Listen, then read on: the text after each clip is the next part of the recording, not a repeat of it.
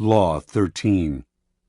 When asking for help, appeal to people's self-interest, never to their mercy or gratitude. Judgment.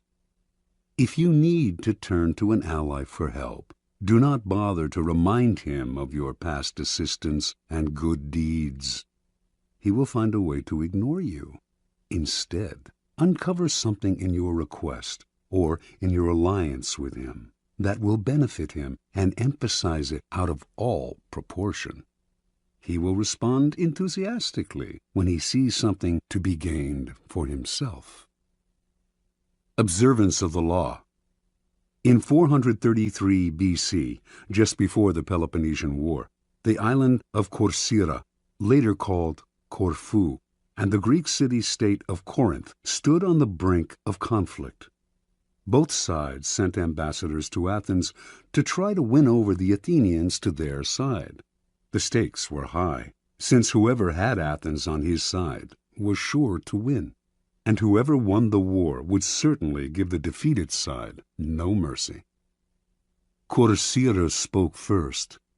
Its ambassador began by admitting that the island had never helped Athens before, and in fact had allied itself with Athens' enemies.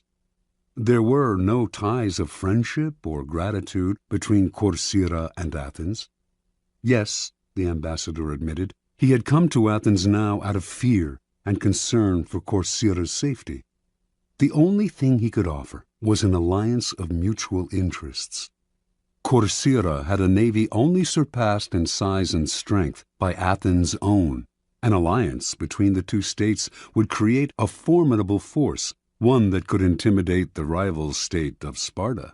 That, unfortunately, was all Corcyra had to offer.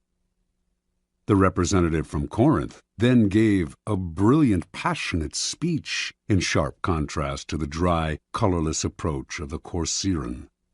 He talked of everything Corinth had done for Athens in the past. He asked how it would look to Athens' other allies if the city put in agreement with a former enemy over one with a present friend, one that had served Athens' interest loyally. Perhaps those allies would break their agreements with Athens if they saw that their loyalty was not valued. He referred to Hellenic law and the need to repay Corinth for all its good deeds. He finally went on to list the many services Corinth had performed for Athens and the importance of showing gratitude to one's friends. After the speech, the Athenians debated the issue in an assembly. On the second round, they voted overwhelmingly to ally with Corcyra and drop Corinth. Interpretation. History has remembered the Athenians nobly, but they were the preeminent realists of classical Greece. With them, all the rhetoric, all the emotional appeals in the world could not match a good pragmatic argument, especially one that added to their power. What the Corinthian ambassador did not realize was that his references to Corinth's past generosity to Athens only irritated the Athenians, subtly asking them to feel guilty and putting them under obligation. The Athenians could care less about past favors and friendly feelings. At the same time, they knew that if their other allies thought them ungrateful for abandoning Corinth, these city-states would still be unlikely to break their ties to Athens, the preeminent power in Greece. Athens ruled its empire by force and would simply compel any rebellious ally to return to the fold. When people choose between talk about the past and talk about the future, a pragmatic person will always opt for the future and forget the past. As the Corcyrans realized, it is always best to speak pragmatically to a pragmatic person, and in the end, most people are, in fact, pragmatic. They will rarely act against their own self-interest. Keys to power. In your quest for power, you will constantly find yourself in the position of asking for help from those more powerful than you. There is an art to asking for help, an art that depends on your ability to understand the person you are dealing with and to not confuse your needs with theirs. Most people never succeed at this because they are completely trapped in their own wants and desires. They start from the assumption that the people they are appealing to have a selfless interest in helping them. They talk as if their needs mattered to these people, who probably couldn't care less. Sometimes they refer to larger issues, a great cause, or grand emotions such as love and gratitude. They go for the big picture when simple, everyday realities would have much more appeal.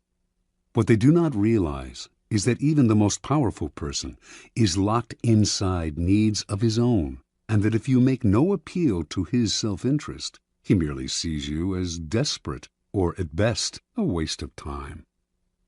A key step in the process is to understand the other person's psychology. Is he vain? Is he concerned about his reputation or his social standing? Does he have enemies you could help him vanquish?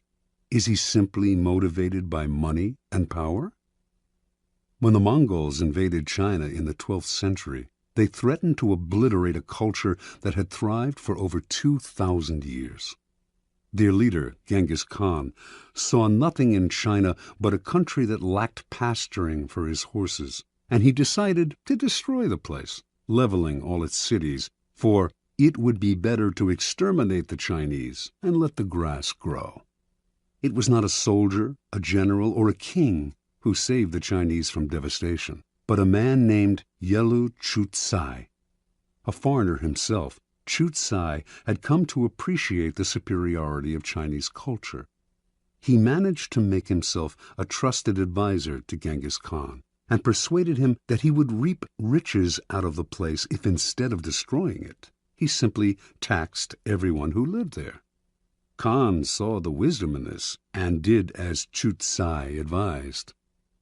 When Khan took the city of Kaifeng after a long siege and decided to massacre its inhabitants, as he had in other cities that had resisted him, Chutsai told him that the finest craftsmen and engineers in China had fled to Kaifeng, and it would be better to put them to use. Kaifeng was spared. Never before had Genghis Khan shown such mercy, but then it really wasn't mercy that saved Kaifeng. Chutsai knew Khan well. He was a barbaric peasant who cared nothing for culture, or indeed for anything other than warfare and practical results.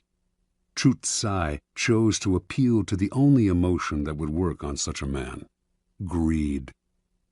Self-interest is the lever that will move people. Once you make them see how you can in some way meet their needs or advance their cause, their resistance to your requests for help will magically fall away. At each step on the way to acquiring power, you must train yourself to think your way inside the other person's mind, to see their needs and interests, to get rid of the screen of your own feelings that obscure the truth. Master this art, and there will be no limits to what you can accomplish.